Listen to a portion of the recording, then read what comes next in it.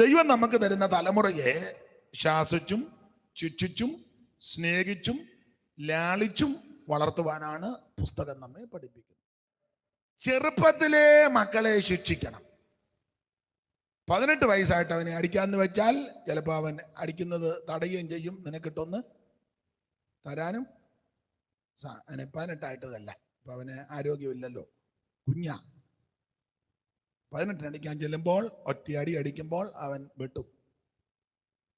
പിന്നെ വാരിയലിന് 2 എണ്ണത്തിന് ഓടിവൻ. അപ്പൊ ചെറുപ്പത്തിലേ അടിക്കണം. അങ്ങനെ വരികയായിരുന്നു. അപ്പോൾ മറ്റ് കുടുംബക്കാരും പ്രിയപ്പെട്ടവരും നോക്കി നിൽക്കെ 10 ഇരട്ടി അനുഗ്രഹം പ്രാപിച്ചു. അതാണ് പടിനിമിത്തത്തിന് മധ്യസ്ഥനാകുന്ന മോശ പ്രാർത്ഥിച്ചപ്പോൾ, ആശീർവദിച്ചപ്പോൾ മനുഷ്യരുടെ 1000-ഉം എബ്രാഹിമിന്റെ 10,000, 10 ഇരട്ടി അനുഗ്രഹം. അപ്പോൾ 10 ഇരട്ടി അനുഗ്രഹം പ്രാപിച്ച ഈ വ്യക്തി ഇവരെക്കാളെല്ലാം ഉപരി ദൈവത്തോട് വിശ്വസ്തനായിരിക്കും. എന്നാൽ എബ്രാഹിം തന്റെ മക്കളെ ശിക്ഷണത്തിൽ വളർത്തിയില്ല. അത് നമ്മൾ ചിന്തിച്ചല്ലോ. ഇടയ്ക്ക് കയറി ഒന്നുകൂടെ ഓർപ്പിക്കാം.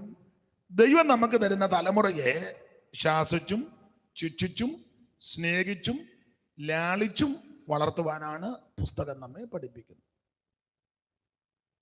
എബ്രാഹിം തനിക്ക് ഉണ്ടായ തലമുറയെ ശിക്ഷിച്ചില്ല. ഈ വേദപുസ്തകം വായിക്കുന്നത് ചെറുപ്പത്തിലെ മക്കളെ ശിക്ഷിക്കണം. 18 വയസ്സായിട്ട് അവനെ അടിക്കാന്ന് വെച്ചാൽ ചിലപ്പോൾ അവൻ അടിക്കുന്നത് തടയുകയും ചെയ്യും. നിനക്കിട്ടൊന്ന് തരാനും 18ആയിട്ടതല്ല. ഇപ്പൊ അവന് ആരോഗ്യമില്ലല്ലോ, കുഞ്ഞാ. 18 അടിക്കാൻ ചെല്ലുമ്പോൾ ഒറ്റയടി അടിക്കുമ്പോൾ അവൻ വെട്ടും. പിന്നെ വാരിയലിന് 2 എണ്ണത്തിന് ഓടിവൻ. അപ്പൊ ചെറുപ്പത്തിലേ അടിക്കണം. അങ്ങനെ ആ പുസ്തകത്തിൽ ഒരു വാക്യം വായിച്ച തെളിവിന് സദൃശവാക്യം 13-ാം അധ്യായത്തിന്റെ 24. ചെറുപ്പത്തിലെ പിള്ളേര് ശ്രദ്ധിച്ചോണേ. ഇങ്ങോട്ട് നോക്ക്. നിങ്ങൾ ചെറുപ്പത്തിൽ അടിക്കണമെന്നായി പറഞ്ഞായിരുന്നേ.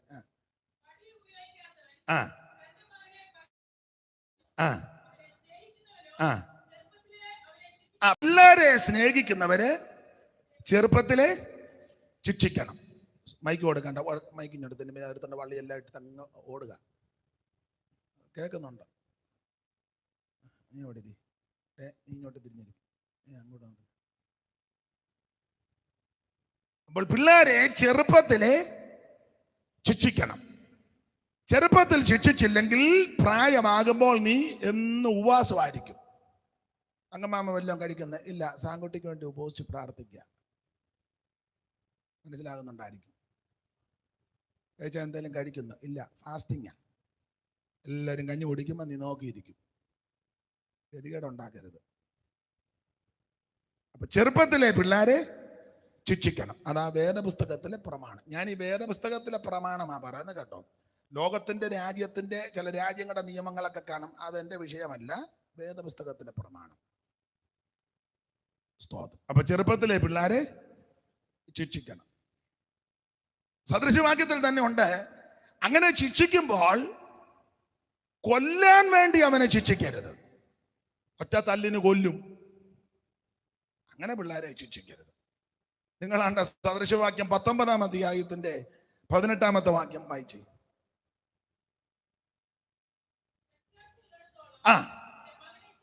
പ്രത്യാശയുള്ളിടത്തോളം നിന്റെ മകനെ ശിക്ഷിക്കണം. അടുത്തത് വാക്കത്തി എടുത്തോണ്ട് അവന്റെ പുറകെ ഓടരുത്. നിന്നെ ഒറ്റ വെട്ടിന് കമത്തും. അങ്ങനെയാണോ കൊച്ചുങ്ങളോട്? ഞങ്ങളുടെ ഒരു കൊച്ചമ്മ ഉണ്ടായിരുന്നു. അമ്മയും മോളും കൂടെ അടുക്കളയിൽ പെരുമാറുക. അപ്പൊ ഈ അമ്മ പറഞ്ഞപ്പോ ഏതാണ്ട് ഇവള് ശ്രദ്ധിച്ചില്ല. അവരാ സ്പൂണിനൊരു കുത്ത്, കൈ കിടിഞ്ഞു പോയി. ഇപ്പോഴല്ലേ, ഇപ്പോഴൊക്കെ തന്നെ തള്ളാകത്ത് കിടക്കും. വർഷങ്ങൾക്ക് മുമ്പാ. അവർ പറഞ്ഞ അവർക്ക് ഇഷ്ടപ്പെട്ടില്ല. ആ സ്പൂൺ എടുത്തൊരു കുത്ത്, നല്ല പരിപ്പല്ലേ, ഇവിടെ അങ്ങ് കിഴിഞ്ഞു പോയി. അങ്ങനെയൊന്നും കുഞ്ഞുങ്ങളെ തല്ലുകയും ശിക്ഷിക്കുകയും ചെയ്യരുത്. കൊല്ലുവാൻ തക്കവണ്ണം അവരെ ഇഷ്ടികയ്ക്ക് എറിയരുത്. വീട് പണിക്ക് ഇറക്കി വെച്ച ഇഷ്ടിക, എന്നാ വീടും പണിയുന്നില്ലെന്നാ എറിഞ്ഞവനെ. കല്ലും കട്ടയൊന്നും എടുത്ത് പിള്ളേരെ എറിയരുത്. സ്തോത്രം. പക്ഷെ അവരെ ശിക്ഷിക്കണം. അത് ചെറുപ്പത്തിലെ ശിക്ഷിക്കണം.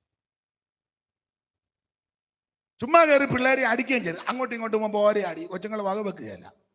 അവിടെ എന്നാടാന്ന് പറഞ്ഞവനിട്ട് അവനോട് എന്നത്തിനാ എന്നെ ഇപ്പൊ ഇടിച്ചത്. പണ്ട് ഇല്ലേ പുറമത്തെ അവറാച്ചനെ അവിടെ വസ്തു ഉണ്ട്. അപ്പം താമസിക്കുന്നത് വേറൊരു വീട്ടിലാണ്. അവിടെ ഏക്കർ കണക്കിനുണ്ട്. അപ്പം അന്ന് അവിടെ ദാനിയേൽ മാത്യു താമസിക്കുന്ന കാലം. അപ്പൊ ഈ പശുവിനെ കൊണ്ടുവന്ന അരമതില, നമ്മുടെ അല്ലാണ്ട് എവിടുത്തെ മതിൽ പോലെ ഇങ്ങനെ. അപ്പൊ ഈ അരമതിലിന്റെ മേളിൽ പശുവിനെ കയറ് കെട്ടി വെച്ച് പശു അവിടെ തീറ്റയൊക്കെ തിന്നുക. അപ്പൊ ഈ ചാണകം ചുമ്മിക്കൊണ്ട് ഓറാച്ചൻ അങ്ങോട്ട് പോകുമ്പം ഒരു ഇടി പശുവിനിട്ട്. അത് പിണങ്ങിയല്ല, ഇന്നടിന്ന് ചോദിച്ചു. ചാണകം ഇട്ട് ഇങ്ങോട്ട് വരുമ്പോഴും പശുവിനിട്ട് ഒരടി. അപ്പൊ ഇത് പല പ്രാവശ്യം പശു ഒറ്റ ചാട്ട അരമതിൽ മുഴുവൻ പറഞ്ഞു വീണു.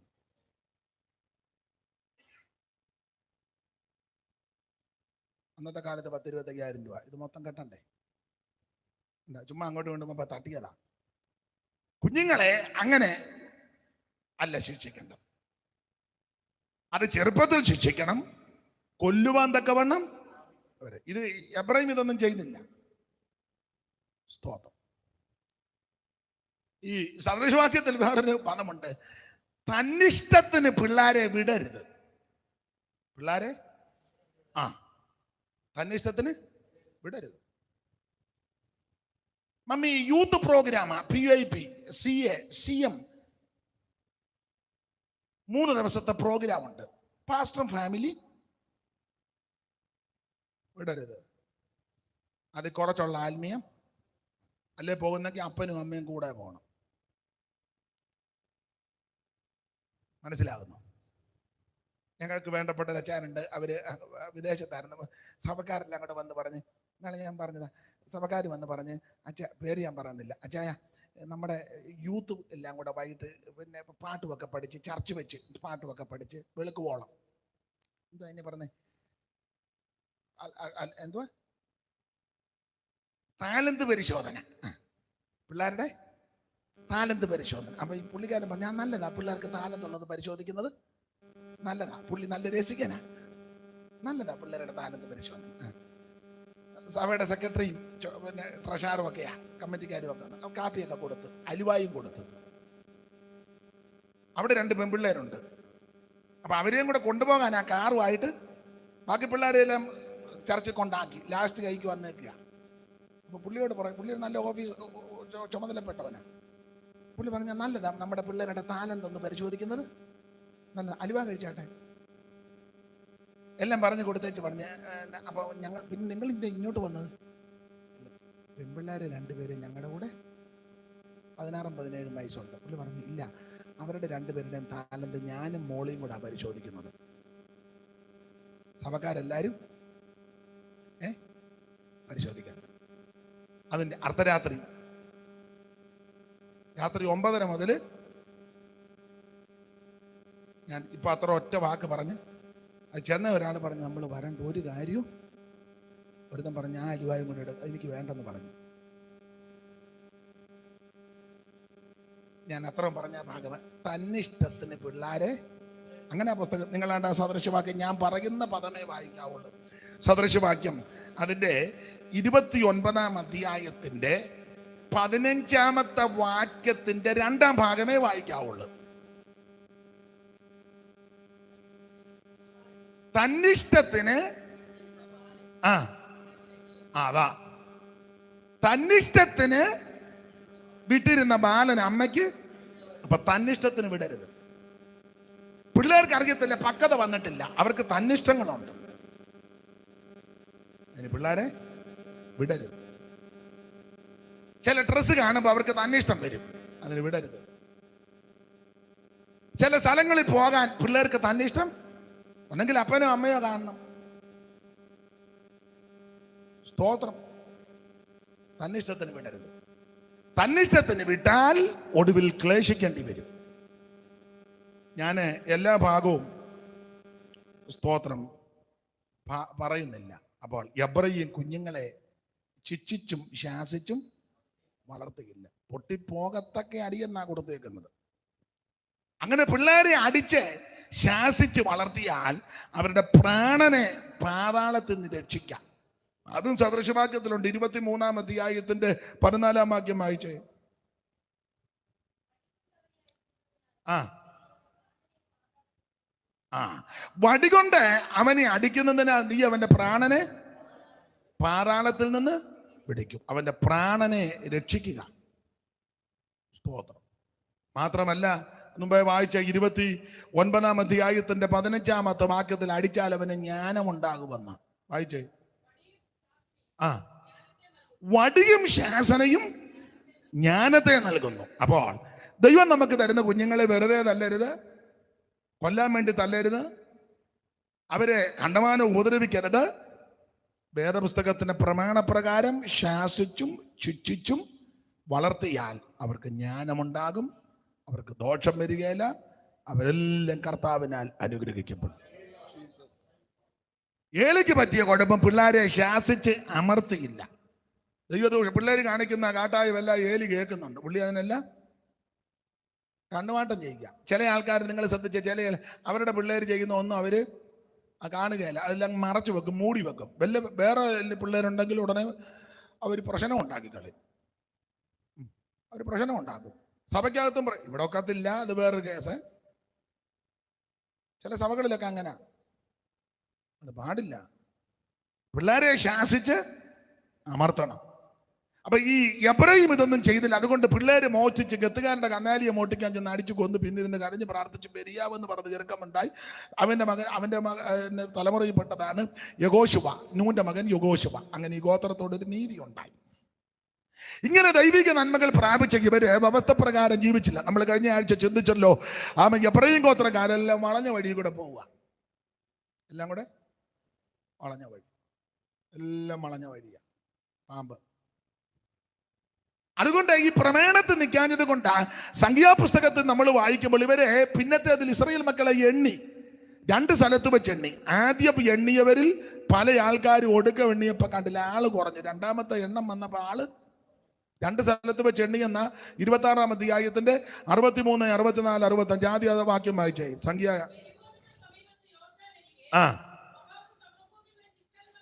ഇസ്രായേൽ മക്കളെ എണ്ണിയപ്പോൾ എണ്ണിയവർ ഇവർ തന്നെ. എന്നയാൽ മോശയ്ക്കും അഹരോൻ പുരോഹിതനും സീനാൻ മരുഭൂമിയിൽ വെച്ച് ഇസ്രായേൽ മക്കളെ എണ്ണിയപ്പോൾ അവർ എണ്ണിയവരിൽ ഒറ്റയൊരുത്തൻ ഇവരുടെ കൂട്ടത്തിൽ. അടുത്ത വാക്യം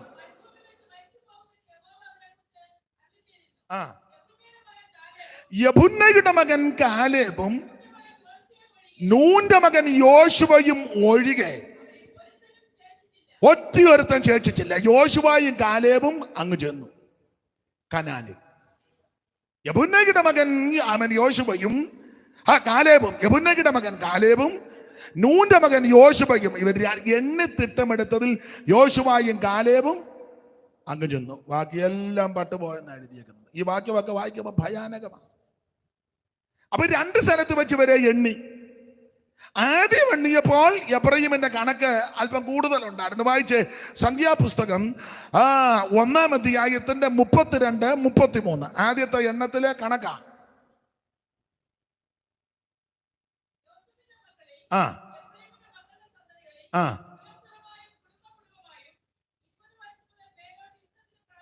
ആ എബ്രഹാം ഗോത്രത്തിൽ എണ്ണപ്പെട്ടവർ 40,500. കണക്ക് കണ്ടോ? 40,500. ഇത് ആദ്യം എണ്ണിയപ്പോ 40,500. മരുഭൂമിയിൽ പ്രയാണം ചെയ്ത് കനാനോട് അടുക്കുന്നതിന് മുമ്പ് യെരിഹോവിന് സമീപത്ത് വെച്ച് 2ാമത് എണ്ണിയപ്പം കുറഞ്ഞു. വായിച്ചേ സംഖ്യാപുസ്തകം 26-ാം അധ്യായത്തിന്റെ 35 മുതൽ വായിച്ചേ. 26-ന്റെ 35 മുതൽ. എബ്രഹാമിന്റെ പുത്രന്മാർ ആ ആ ആ ആ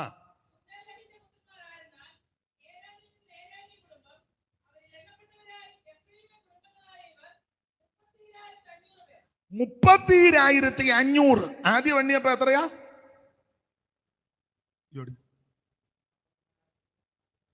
പിന്നെ ആരോഗ്യം തുറക്കാതിരുന്നു ചുമ്മാ വരുന്നു. 40,500. നിങ്ങൾ കണക്കൊന്നും കൂട്ടണ്ട, അതിനകത്തുള്ളത് അങ്ങ് വായിച്ചാൽ മതി.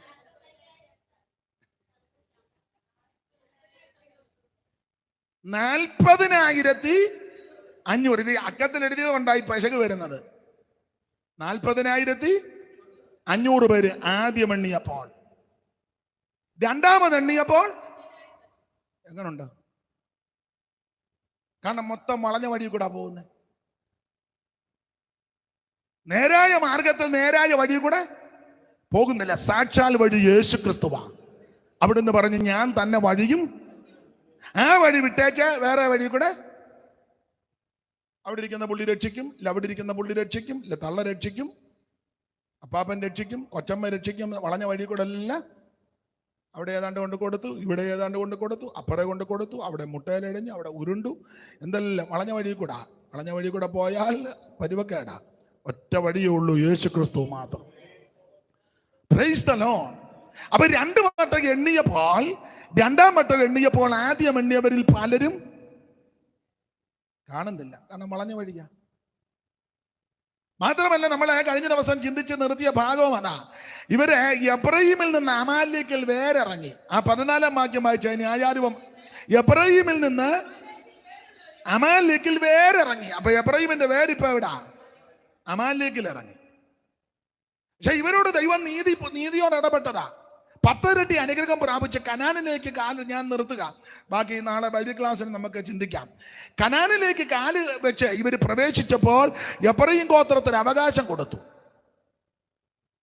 അങ്ങനെ അവകാശം കൊടുത്ത് നിങ്ങൾ ആ വേദപുസ്തകം പഠിക്കുമ്പോൾ അറിയാം, സമാഗമന കൂടാരം കൊണ്ടുവന്ന് സ്ഥാപിച്ച് നിർത്തിയത് എബ്രഹീം ഗോത്രത്തിന്റെ അവകാശത്തിലാണ്. ദൈവത്തിന്റെ കരുണ എത്രതാണ്! സമാഗമന കൂടാരം, ഞാൻ അവരുടെ നടുവിൽ വസിക്കുവാൻ അവർ എനിക്കൊരു വിശുദ്ധ മന്ദിരം, ആ കൂടാരം കൊണ്ട് സ്ഥാപിച്ചത് എബ്രഹീമിന്റെ അവകാശത്തിലാണ്. നിങ്ങളാണ്ട് യോശുവയുടെ പുസ്തകം 18-ാം അധ്യായത്തിന്റെ പ്രാരംഭവാക്യം വായിച്ചേ. അനന്തരം ഇസ്രായേൽ മക്കളുടെ സഭ മുഴുവൻ ശീലോവിൽ ഒന്നിച്ചുകൂടി. അനന്തരം ഇവരെ ശീലോവിൽ ഒന്നിച്ചുകൂടി അവിടെ സമാഗമന കൂടാരം. അപ്പൊ ഈ സമാഗമന കൂടാരം കൊണ്ട് സ്ഥാപിച്ചത് എവിടാ?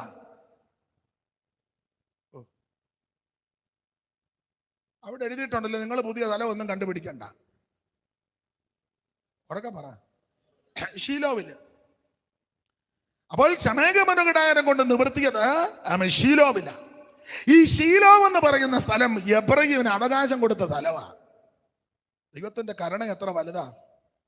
രൂബേനും ശിമയോനും ഗാദും നഫ്താലി എല്ലാം കിടക്കുക, അവരുടെ അവകാശം എല്ലാം കിടക്കുക. അവിടെ ഒന്നും കൊണ്ട് സമാഗമന കൂടാരം കൊണ്ട് സ്ഥാപിച്ചില്ല, ശീലോവിൽ കൊണ്ട് കയറ്റി.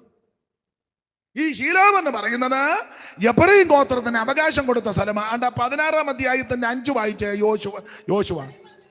എബ്രഹീം മക്കൾക്ക് കുടുംബമായി കിട്ടിയ ദേശം ഏതെന്നാൽ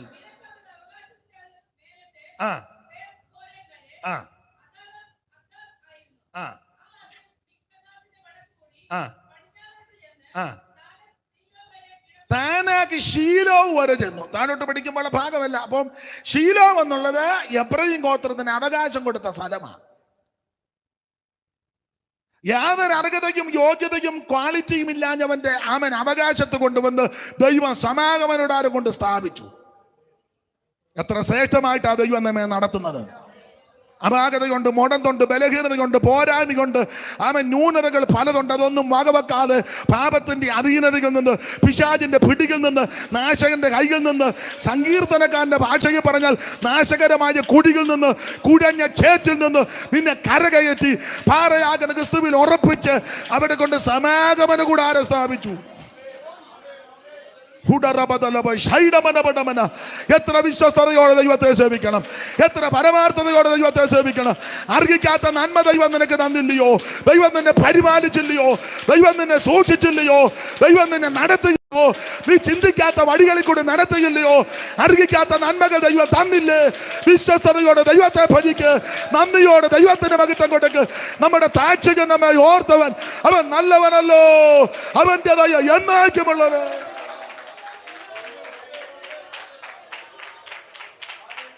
എടുത്തോ നീ എന്നെ നിനക്കായി കൊടുത്തോ നീ നിന്നെ എനിക്കായി, എടുത്തോ നീ എന്നെ നിനക്കായി, കൊടുത്തോ നീ നിന്നെ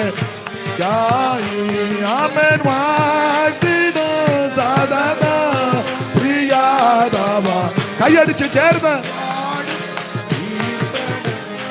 ഓ വാഴ്ത്തിടും സദാ പ്രിയാദവ നിത്യ. ആമേ ചേർത്തതിനാലെന്നെ തിരുമാറിലാമേ കാത്തതിനാലെന്നെ വഴുതാതെ, ചേർത്തതിനാലെന്നെ തിരുമാറിലാമേ കാത്തതിനാലെന്നെ വഴുതാതെ. ഓ എടുത്തോ നീ എന്നെ നിനക്കായി, ആമേൻ എടുത്തോ നീ എന്നെ നിനക്കായി, കൊടുത്തോ നീ നിനക്കായി. ഓ വാഴ്ത്തിടും സദാ പ്രിയാദവ നിത്യ. കീർത്തന ഞാനാമേ വാഴ്ത്തിടും സദാ പ്രിയാദവ. കീർത്തന ഞാനാമേ വാഴ്ത്തിടും സദാ പ്രിയാദവ. ഓ വല്ലഭ കൃപസാഗരാധവ നിത്യ പാടും കീർത്തന. ആമേ വല്ലഭ കൃപസാഗരാധവ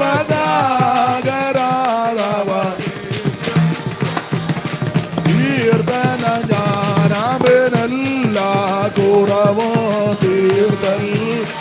ഓ തൊല്ലയൊഴിച്ചെന്നെ ചേർത്തൽ. ഓ എല്ലാ കുറവും തീർത്തൽ. ഓ തൊല്ലയൊഴിച്ചെന്നെ ചേർത്തൽ. ആമേൻ അല്ലലകീലവോ അകറ്റിയല്ലോ, അല്ലലകീലവോ അകറ്റിയല്ലോ. ഓ അലയോ എന്നെ വീണ്ടെടുത്തൽ. ഓ ആമേ വാഴ്ത്തിടോ സദാ പ്രിയാദവ നിത്യ. ഓ കീർത്തനം ആമേ വാഴ്ത്തിടോ സദാ പ്രിയാദവ. ആമേ വാഴ്ത്തിടോ സദാ പ്രിയാദവ. ആമേ